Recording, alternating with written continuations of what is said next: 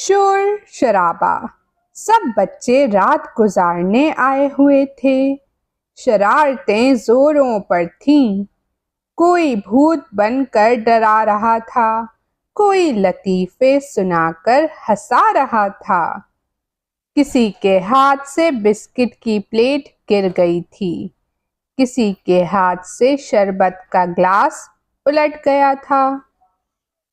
किसी को सालन चाहिए था, किसी को रोटी, किसी को प्यास लगी थी, किसी को मिर्च। किसी को कपड़े बदलना था, किसी को जूते, किसी को टीवी पर ड्रामा देखना था, किसी को कार्टून। कोई ढोल बजा रहा था, कोई गा रहा था। घर में शोर मचा हुआ था।